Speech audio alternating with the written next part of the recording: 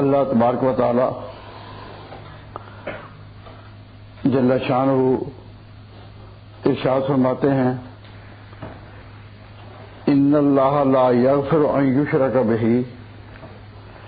بے شک اللہ تبارک و تعالی اس نہ بخشے گا ان یشرک بہ، اس کے ساتھ کسی کو شریک کیا جائے، وَيَغْفِرُ مَا دُونَ ذَلِكَ لِمَن يَشَاءُ، اور اس کے سوا اور جو بھی گناہ ہو وہ اس کو بخش دے جس کے لیے چاہے، وَمَن يُشْرِكْ بِاللَّهِ، اور جس نے اللہ تبارک و تعالیٰ کا کسی کو شریک ٹھہرایا، فَقَدْ ضَلَّ ضَلَالًا بَعِيدًا، وہ بہہ گیا، بہت دور جا گیا، گمراہی میں بہت دور جا پڑا۔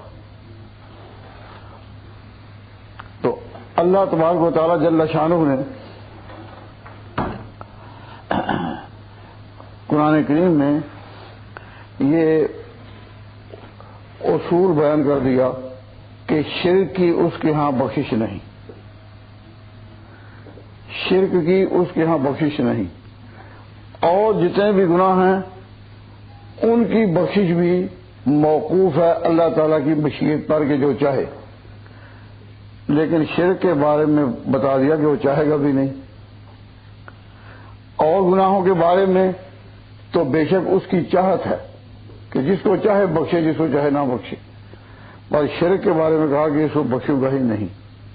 تو سب سے زیادہ ضرورت اس امر کی ہے کہ انسان شرک سے بچے۔ تو یہاں یہ بات پچھلی دفعہ میں نے عرض کی تھی کہ شرک کی ابتدا کہاں سے ہوتی ہے، تو سورہ سبا کی بعض آیات سے استدلال کرتے ہوئے میں نے عرض کی تھی کہ جب انسان کسی مخلوق کو کسی چیز کا مستقل مالک سمجھے کہ مستقل طور پر یہ چیز یہ اس کا مالک ہے، تو شرک کی ابتدا ہو جاتی ہے۔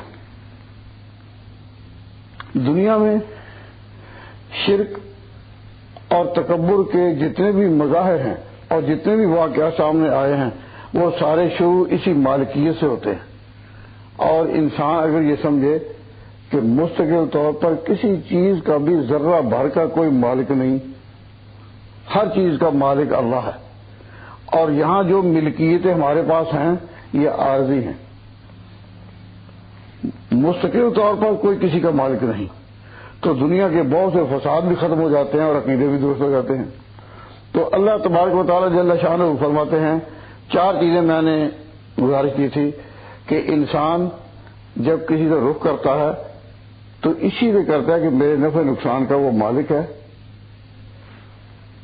وہ مجھے چاہے تو فائدہ پہنچا سکتا ہے، اس لحاظ سے انسان اسے رخ کرتا ہے کہ وہ مالک ہے، اور اگر وہ مالک نہیں تو مالک کا پارٹنر ضرور ہے۔ کوئی کارخانہ چل رہا ہو، اگر مالک تک رسائی نہ ہو تو جو مالک کا پارٹنر ہوگا اس تک رسائی ہو تو کچھ نہ کچھ کام بن جاتا ہے۔ تو انسان دنیا میں اپنے نفع و نقصان کے لیے جب کسی سے رجوع کرتا ہے تو یہی سمجھتا ہے کہ وہ مالک ہے، اگر مالک نہیں اس کارخانہ کائنات میں تو پارٹنر ہے، اگر پارٹنر بھی نہیں تو کم از کم اس کا معاون ہوگا، اور اگر معاون بھی نہیں تو کسی درجے میں میرے کام کے لیے وہ سفارشی ہو سکے گا۔ تو چار چیزوں پر شرک موقوف ہے۔ جب انسان کسی دوسرے کو کسی چیز کا مالک سمجھے تو اللہ تبارک و تعالیٰ کے ساتھ برابر کی مالکیت کا دعویٰ صرف ایران کے آتش پرستوں کو رہا ہے۔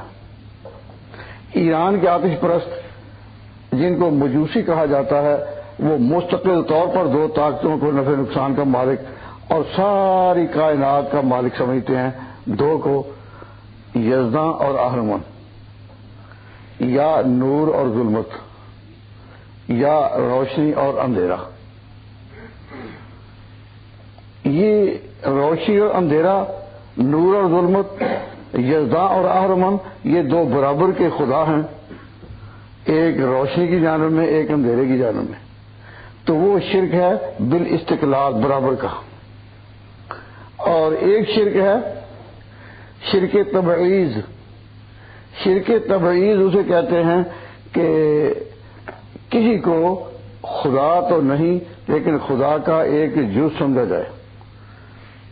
وَجَعَلُوا لَهُ مِنْ عِبَادِهِ جُزْءًا، اللہ تبارک و تعالیٰ کے بندوں کو بھی اس کی خدائی کا جز بنا رکھا ہے. جس طرح کہ حضرت عیسیٰ علیہ السلام کے بارے میں کہتے ہیں کہ باپ، بیٹا اور روح القدس یہ تینوں مل کر ایک خدا بنے. ایک میں یہ تین ہیں اور تین سے مل کر ایک ہے.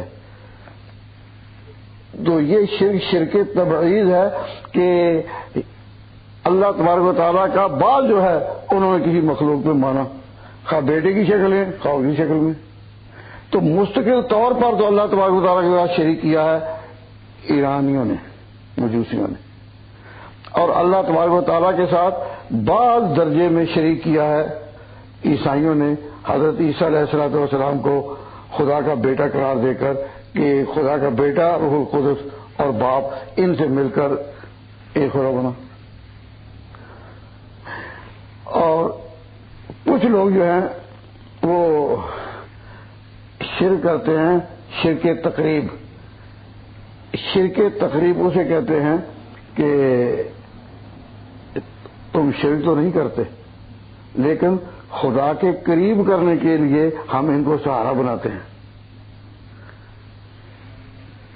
لا یقربون الی اللہ زلفیٰ، یہ اللہ تبارک و تعالیٰ کے ہمیں قریب کر دیتے ہیں. یقربون، اللہ تعالیٰ کے قریب کر دیتے ہیں زلفیٰ قرب میں. تو وہ شرک تقریب ہے. اور پھر شرک اعانت ہے کہ انسان مدد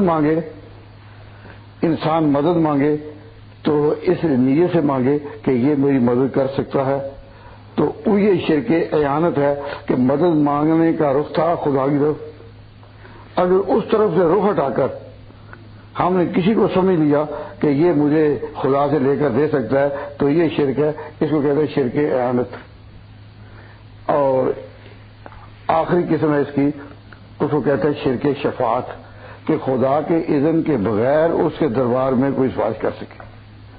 ہم جس شفاعت پر عقیدہ رکھتے ہیں وہ اذن ربی سے ہے، خدا تعالیٰ کی اجازت سے، لیکن خدا تعالیٰ کے اذن کے بغیر کوئی اللہ تبارک و تعالیٰ کے حضور دم بھی مار سکے، کوئی فرشتہ بھی وہاں دم نہیں مار سکتا، یہ جائے کہ شفاعت. تو اس قسم کی شفاعت کا اگر کوئی عقیدہ رکھے تو یہ شرک شفاعت ہے. تو مختلف اقسام ہیں شرک کی، ہر ایک سے بچنا ضروری ہے. تو